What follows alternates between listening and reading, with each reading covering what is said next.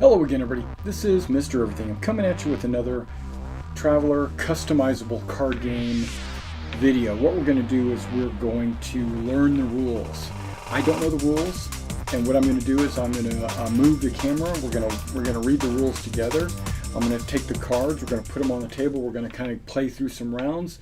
We're going to figure out. We're going to read this book. We're going to figure out how to play the game. And if you're interested in learning how to play the game, accompany me on this journey together. We're going to travel through these rules. All right, and if this video winds up being over an hour long, what I'll probably do is break it into a couple of different videos to make it easier to digest. Because I anticipate learning these rules is going to take me over 1 hour. If not, great. So let's go ahead and move the camera. Let's put the cards out on the table and let's start breaking out these rules and we'll read it. All right, guys, we got our rule book right here, and we are going to get started. Talks about the icons. In designing Traveler, we were inspired by the way board games had increasingly relied on visual-driven icons in place of rules text. So basically, just to shorten the rules on each card, they were going to put an icon that you just know what that means without having to write out all the text. Control versus ownership. Control and ownership are two different concepts. Captains own all the cards that are included in their decks at the start of the game, as well as their this icon represents their ship. Note the ownership as a game concept is not tied to ownership in a legal sense. Well, we knew this. By default, the captain controls all cards they bring into play. Control entitles the captain to generate effects, trigger abilities, and during the course of the game, control of a card may change, but ownership may not. Okay. Basically, they're saying if it's in your deck, you own it, and if the player's controlling it or you control it, then it's whoever's controlling it. Background. It's set in the Third Imperium. Great. Game overview. Each captain requires a 20-card adventure deck, a 60-card captain's deck, and a single ship card. So you basically have 80 cards, but 60 are the captain's deck. The captain's deck are the blue cards, and the adventure deck are the red cards. Okay, these are pre-generated decks, so I'm not going to mess with them. We're just going to play with what they gave me. There we go. Now, victory is the first captain to reach 20 victory points. Captains must also avoid bankruptcy, which occurs if you incur an expense and you're unable to pay for it. Bankruptcy results in defeat even if the captain is ahead in victory points. If all opposing captains have been eliminated, the remaining captain is the winner. There's a golden rule and a platinum rule. Card text overrides the game rules except for the platinum rule. I'm jumping to platinum rule. Cards may never change ownership. Important terms. Attach. In Traveler, some cards will attach to become attached to another card. Attached cards remain in play unless removed by some effect. Bankruptcy. A captain unable to meet an expense becomes bankrupt because captains must meet expenses if able. As a practical matter, bankruptcy will only occur when there is a pending expense and no further cards in your hand or in the captain's deck are available to be expended. And bankrupt captain removed from the game. Card slots. Card slots constrain the number of certain card types that a captain may have in play. The little people icon should be crew attributes, and the arrow upgrade subtypes are limited by the slots provided by the captain's ship.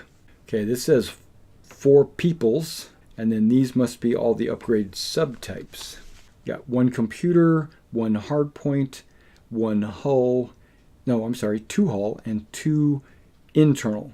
Those are the upgrades. The 4 is the crew attributes. Crew attributes may not have more than 1 attached gear subtype, and you have alteration, armor, gadget, vehicle, and weapon of the same subtype. So I can't have 2 armors or 2 gadgets. I can only have 1 of each. Captains may not have more than 1 chain link of the same subtype. Connection. So a captain can have more than 1 of the same ally, locale, or organization. Okay, a checkmark may not have more attached exclamation marks than its slots. There are always 4 checkmark slots. Control of attributes, adventure attributes, depend on the number of players in the game. Whenever a checkmark leaves play, the slot's controller draws from the adventure deck and plays the card face up as a adventure. They then draw another card and without looking at it, attach it to the adventure face down as a, I guess it's a complication. They're not calling it a complication here, but that's what I heard other people call it, because these have check marks up here and those are adventures, and then on the other side you got the exclamation mark, which I've heard is called a complication. If the number of captains in the game changes, for instance, due to bankruptcy, the remaining captains follow the rules to the new number of current participants. The number of cards out in play or adventures out in play is based on how many captains there are. So if the number of captains are 4, they each have 1 adventure. But if there's 3 captains, they all each have 1 adventure, but if there's 2 captains, they each have 2. In a 3-player game, each captain controls 1 slot. Right, figure that out. The 4th slot is controlled by the captain with the lowest victory points. Okay, so there still is 4.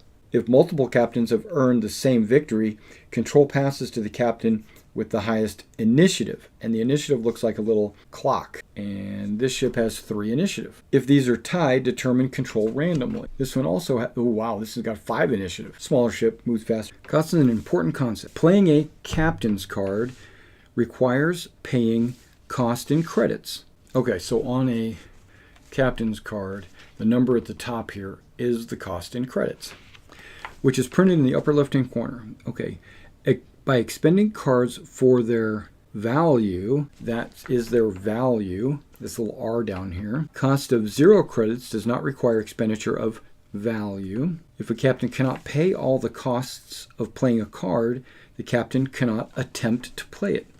Some effects in the game modify the credits cost. Okay, once costs are paid, they cannot be altered. Final cost below 0 becomes 0, so you don't earn money. It looks like the shape of a card with a little arrow pointing down. That looks like it's the tap mechanism where you have a card and you flip it and it's tapped.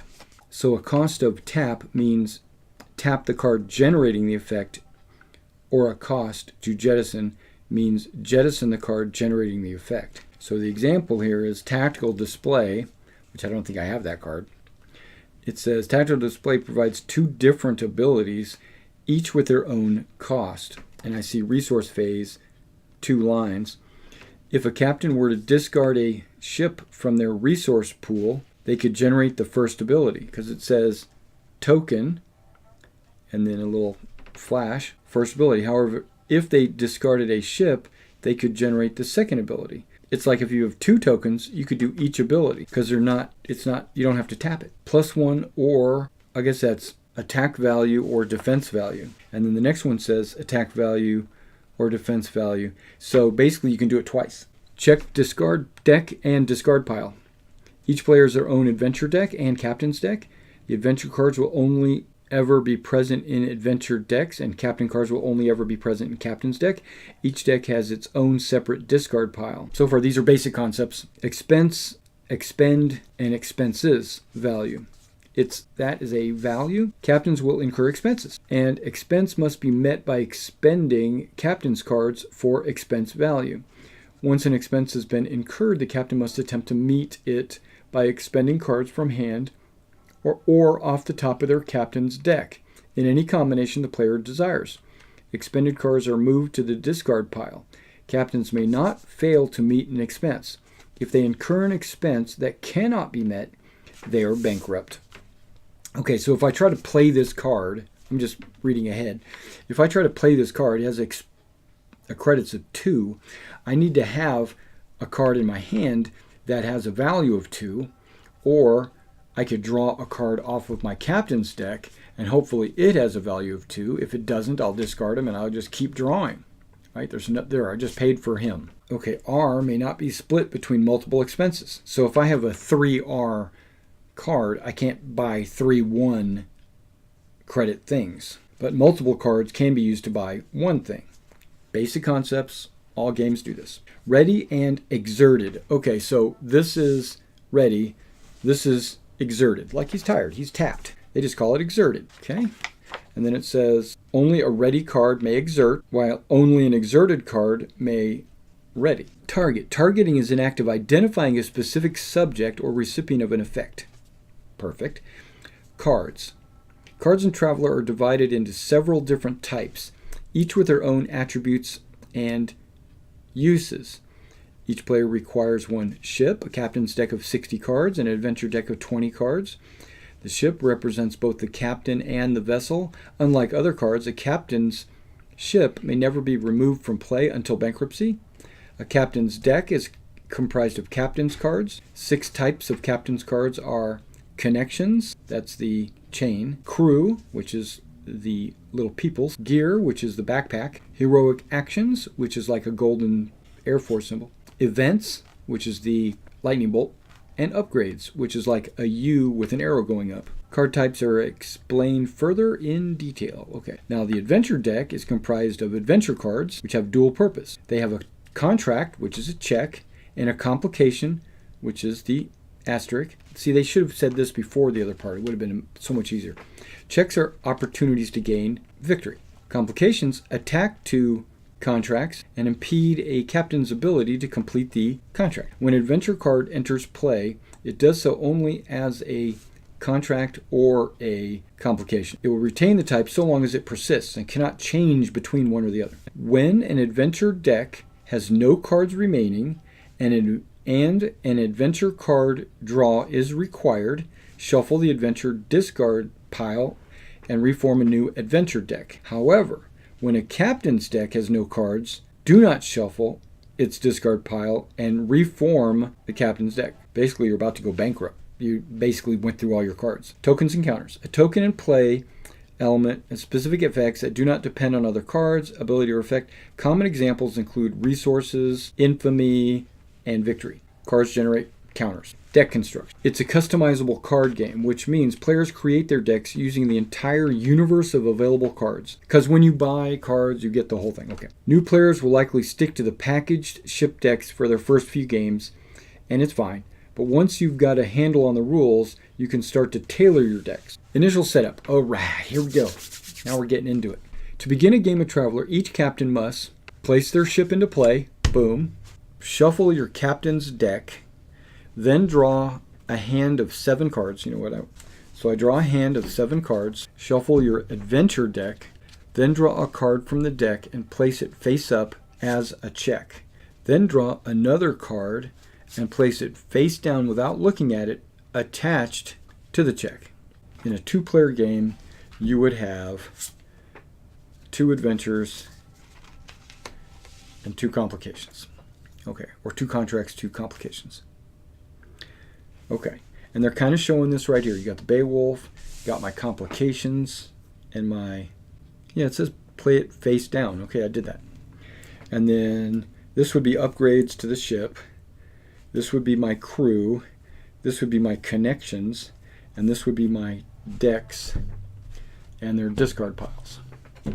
Would be right next to them. And this would be my hand. Right? Round sequence. Luckily, they put the round sequence here to make it easy. Ready phase. Okay, they got ready, adventure, procedure, procurement, action, resource, and resolution. In the ready phase, provides captains with an opportunity to reset their positions and plan the strategy. All captains simultaneously untap all exerted cards. Okay. Stage 2. All captains simultaneously resolve to hand size by discarding any cards in hand in excess of their hand size, which by default is 7. I guess that means they can be changed. Then discarding any number of unwanted cards in their hand, then drawing cards from the captain's deck until they reach their hand size. Discarding any number of unwanted cards. So if I don't want any of these cards, I can discard them. But remember, if you're drawing cards from your deck and you get to 0, you're going to go bankrupt. Determine play order by comparing each captain's initiative. 3, 5. The captain with the highest rating sets play order by choosing a first captain for the remainder of the round. So he doesn't have to go first. He selects the first captain, and then it goes clockwise. If the initiative ratings are tied, determine randomly. I guess roll a die. In initiative order, we're still in ready phase, still trying to get ready to do things. In initiative order, captains restore blood, wounds from their crew, and or repair structure. Okay, so they repair structure from their upgrade at a cost of 1 credit per point. Captains may elect to recover some or all of their wounds or structure at their discretion. The initiative order, captains may move gear between crew they control. No gear may be moved more than 1 per ready phase, so you don't just jump all over the place. Gear with integral, remember all hindrance and integral, may not be moved. Okay, stage 6, last stage, check for victory. So during the ready phase, the very first thing you do, check for victory. If a captain has met their victory threshold, which is 20, they win the game. If there's a tie, then the captain with the highest initiative wins the game. Then we're going to the next phase, which is the adventure phase. During the adventure phase, players play complications on contracts and commit to an activity for the remainder of the round. Play proceeds through the following stages. In initiative order, captains draw an adventure card. Look at it without revealing it to its opponents, then attach it face down to any contract in play as a complication. And they showed here that my opponent played a complication on my contract. You keep it on his side of the contract so you know that it's his card.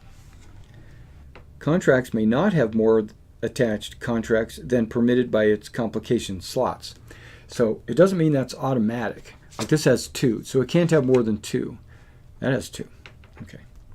Some of them might have 1, and then you would only be stuck with this complication and you wouldn't be able to attach another one. Okay, if a new complication would exceed that limit, the acting captain must choose and discard an already attached complication to make room for the new one. Oh, so if you don't like the one that it's already attached to it, you can replace it with one of your own. Okay. In initiative order, a captain chooses an activity to pursue from one of 3 options. Uncommitted. An uncommitted captain does not pursue any activity.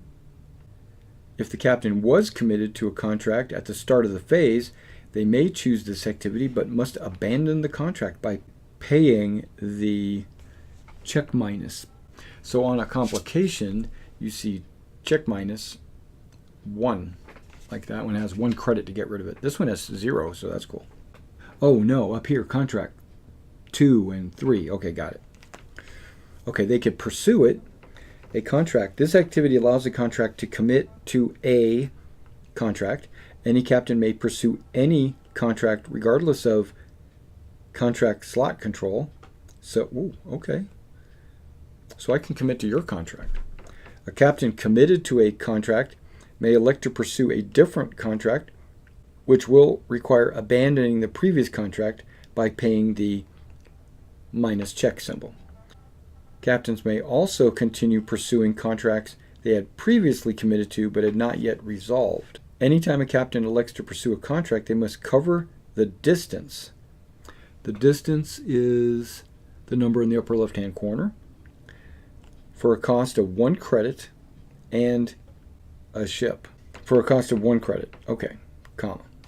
A ship covers that distance equal to its jump value. Multiple jumps may require to cover the distance. Okay, so he's got a jump of 1.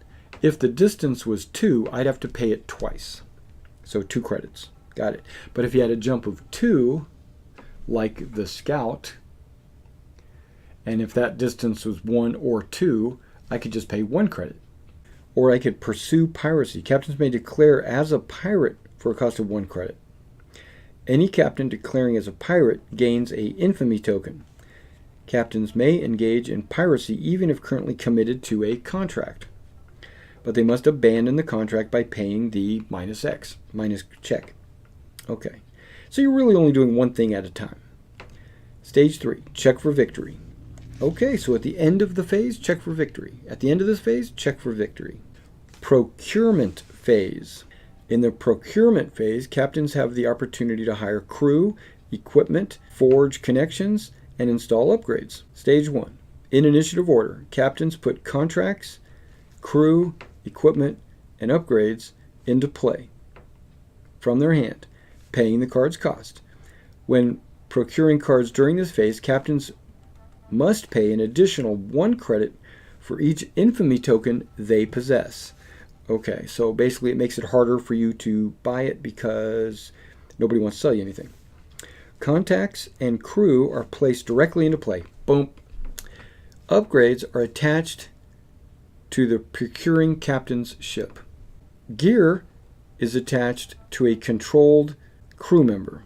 Gear or upgrades with the hindrance keyword may instead be played on a card controlled by an opposing captain. So you give them some problem. Some card types have certain limits that constrain the number that a captain may have in play. So connections, no more than 1 of each subtype. Crew, no more than the crew slots provided on your ship. Crew are unique. No captain may have more than 1 crew with the same name, but multiple captains may have a copy. And gear, no crew may be attached more than 1 of each subtype of gear. Upgrade, no more than 1 subtype can be attached to the ship. Right, we already read that. Okay, cards with the keyword trifling do not count against slots. So small, it's just throw in your pocket. Check for victory. Got it. So far, we're checking for victory after each round. The action phase. During the action phase, you have the opportunity to improve your position and hinder your opponent. Stage 1, captains alternate in initiative order performing actions. Actions are denoted by an arrow. Some gear may provide the use of actions indicated by their little button pushing icon. Button pushing is always an arrow. A button push is always an action. And it requires the acting crew to tap.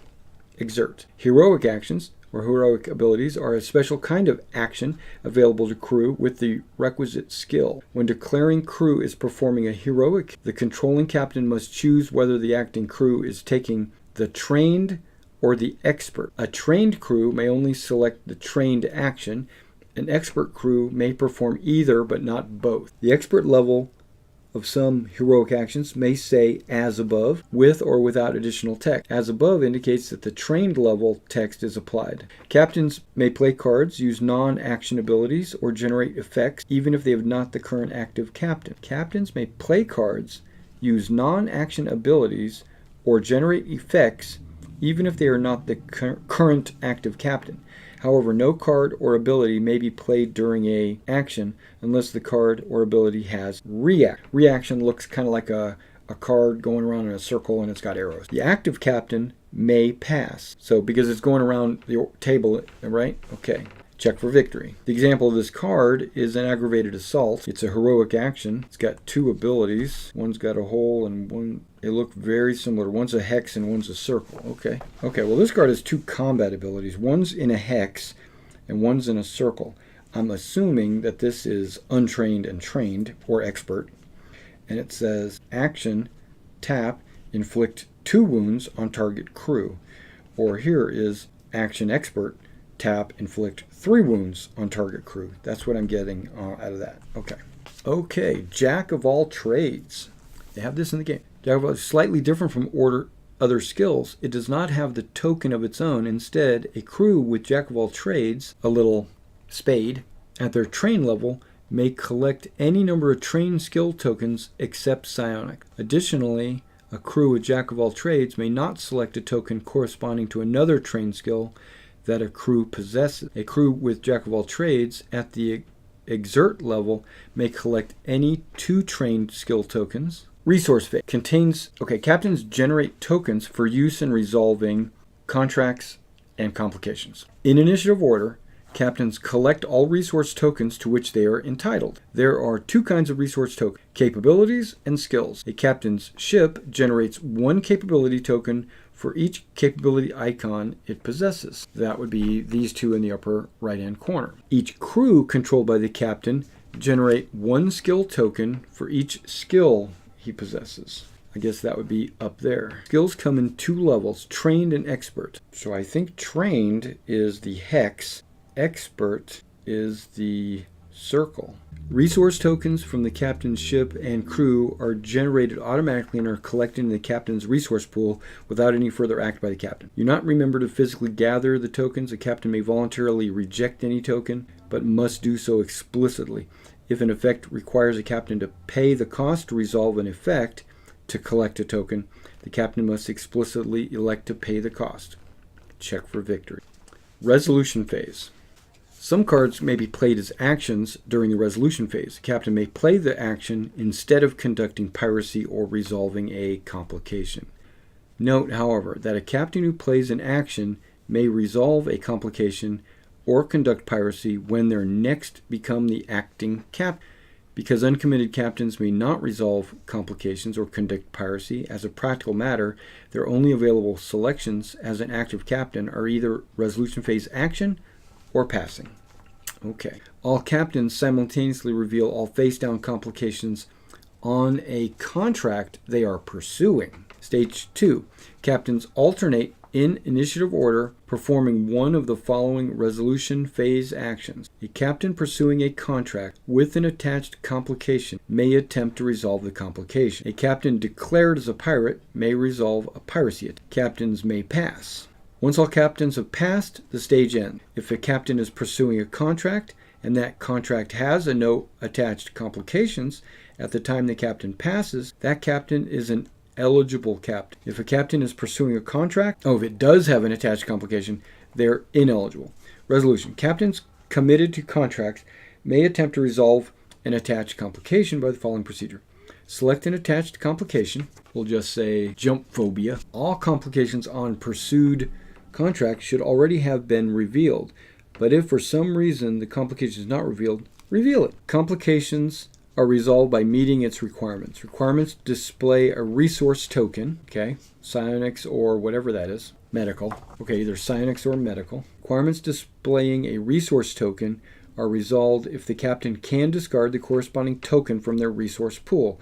Alternatively, some requirements obligate the captain to jettison cards or incur expenses. Okay, well this one says, if a complication has multiple requirements, resolve each one individually. Complications resolved only if all requirements are met. If the complication is resolved, the acting captain may then attempt to resolve any subplot on the complication. I don't see any subplots on this complication. Okay. By meaning, if a subplot has multiple requirements, resolve each one individually. Some complications may have elective requirements, in which case the acting captain must choose one to fulfill. If there are multiple subplots, the acting captain may attempt to resolve some, all, or none of their election. If the subplot is resolved, the acting captain claims the subplot reward. If the complication is resolved, move it to the owner's adventure discard pile. The owner's, not the person acting. Unresolved complications remain attached. If the acting captain resolved the complication, they may make further selections later during the resolution phase. If the acting captain failed to resolve, they are treated as though they had passed and may make no further selections during the rest of the phase and are counted ineligible. Okay, because it was too complicated. Like this one says, return a crew you control to its owner's hand. So not necessarily, you might control somebody else's crew. This one says just pay a medical or a psionic. This one is just looks like pay a whatever that is, passenger, unexpected booking, so you got to pay a passenger. And this one is draw 3 cards, then discard 2 cards at random. Now we're talking about during the resolution phase, which is when you do your complications. There's also something called piracy, because you can opt to do piracy instead. Captains who committed to piracy during the adventure may resolve a piracy action by the following procedure. The acting captain targets a ship controlled by an opposing captain. The pirate is the attacker, the target is the defender. The attacker inflicts damage equal to their attack value minus the defender's defense value. For each point of damage, the attacker assigns it a structure point, or for each point of damage, the attacker assigns it either a structure inflicted on a attached defender component or an expense, or as an expense the defender must meet. If the attacker inflicted damage, piracy action is successful. If the attacker did not inflict damage, the piracy action is unsuccessful. For each point of damage, the attacker assigns it either as so I either assign it as structure or as an expense. The defender now inflicts damage minus the attacker's armor. For each point of damage, the defender assigns it in the identical manner.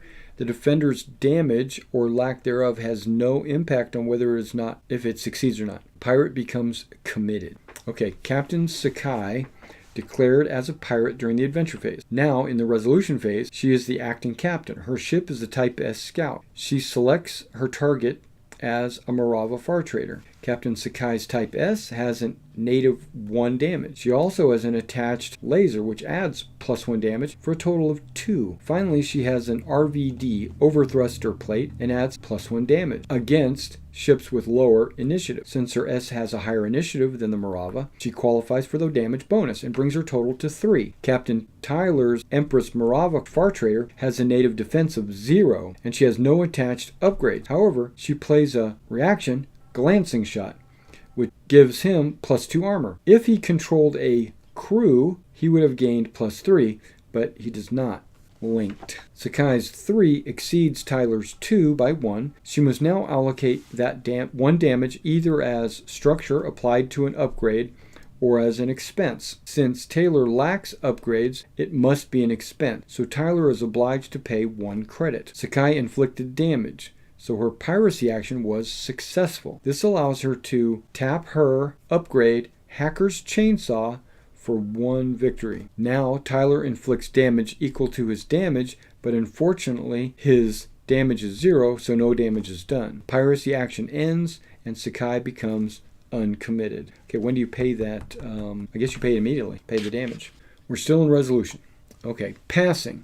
A committed captain may elect to pass rather than attempt to resolve a complication or piracy. Captains who pass may have no further selections in the remainder of the phase. If captains pass while pursuing a contract and that contract has a no attached complications, they are eligible. If the captain passes while pursuing a contract and that contract has 1 or more attached complications, they're ineligible. Once all captains pass, the stage ends. Just the stage, not the phase. Stage 3, in initiative order, eligible captains may attempt to resolve a contract they are pursuing. So basically, if it still has a complication, you're done. If it doesn't have the complication, you can move on to stage 3. Contracts are resolved by meeting its requirements. If a contract has multiple requirements, resolve each one individually. If the contract is resolved, the acting captain may then attempt to resolve any subplots, move it to the owner's adventure discard pile. Then the owner of the contract slot draws an adventure card and places it, because you got to have your adventures face up. Then draw another adventure card and without looking at it, attach it face down. If the contract was resolved, the acting player becomes uncommitted, and the contract was not resolved, the acting remains committed to it. Any captain who did not conduct piracy during the round loses 1 infamy token. Even if the captain declared a pirate during the adventure phase, they will still lose 1 infamy token if they did not actually conduct a piracy action at the point during the round. Okay, so you can be a pirate and then just stay in hiding. All captains discard any remaining tokens in their resource pool. Okay, so you lose everything at the end of the round. Check for victory. Okay, I missed something. If a contract has multiple requirements, resolve each one individually. Contracts are resolved only if all requirements are met. If the contract has been resolved, the acting captain claims the contract's victory points. Then we're in a glossary, and this is super easy. We got ability, attach, attribute, cancel, discard, disperse. What's that? When an effect directs a player to disperse a card, the card is set aside and no longer part of the game. Dispersed region, effect, jettison, discard.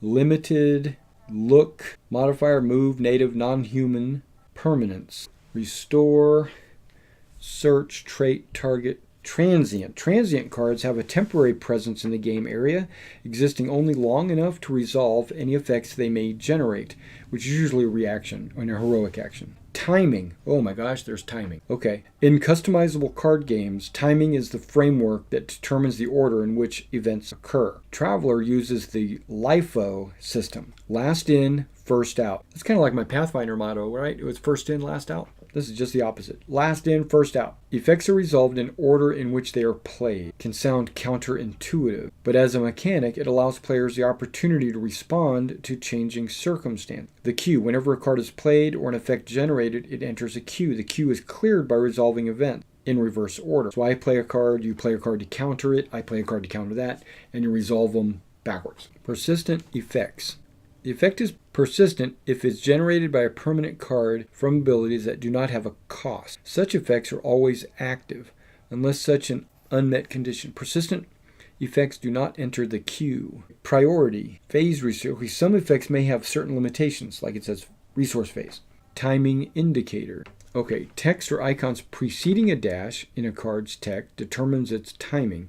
There are two principal timing indicators, action and reaction. If an effect is not subject to either a phase restriction or the action timing indicator, then it may be generated on any time provided no other effect is pending.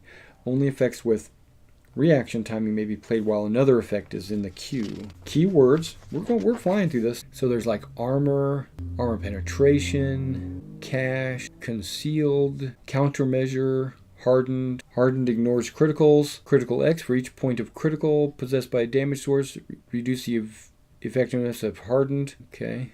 Equity, expendable XR. A card with this keyword may be jettisoned to provide its expendable value towards a pending credit. Yeah, we know that.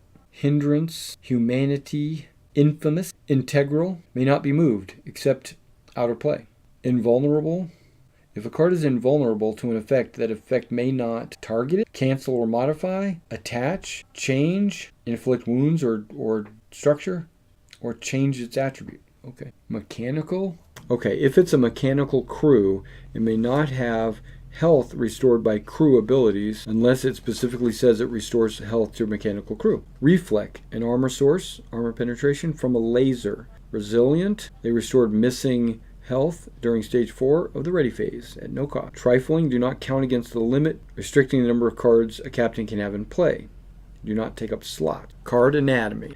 We've pretty much already gone over this, but maybe this could have been up front. You've got, and shouldn't this be like one and around, but it's not. It's like the cost, the name, the traits, card type, his subtype, his expense value, text box, and flavor text. 6 is skill, right? We knew that. Okay. These are the types of skills. And there it goes. Trained and expert. Trained is hex, expert is circle. No crew may have a skill of both the trained and expert levels. With trained, who gains expert just has expert. An expert level of a skill may always be used in place of trained. An expert skill token may be spent to meet a trained skill requirement cost. In Travel, the linked is a concept used when an effect is reliant on a card having multiple specific icons. An effect that references this requires both icons within the link for the effect to apply. The first icon will define the object, whether the card type or card attribute, such as a subplot. The second icon will be the attribute. Often this attribute will be a requirement skill, such as a reaction. Okay, this remove from play target linked action complication cargo. It says remove from play target complication with a cargo attribute. Remove from play target complication. Okay, may not link icons with a link. Okay. Yeah, they gave me an example of play. Skipping it because I think we got it. We're gonna do my own little example of solitaire play. I'm gonna do my own complications and stuff, and I'm not going to have any pirates or anything coming at me because I'm going to do it all by myself. All right, so let's see if we can't do this thing. I'm going to put all my